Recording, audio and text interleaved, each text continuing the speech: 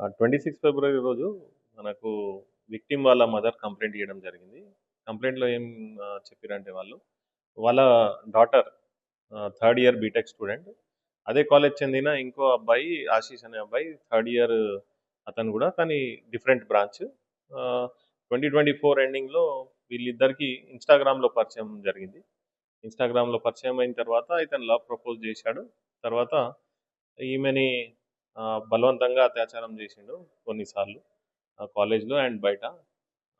Videos and photos, ఆమె videos and photos, personal videos and photos blackmail viral చేస్తానని blackmail చేసి అత్యాచారం చేసిండని complaint ఇయ్యడం జరిగింది.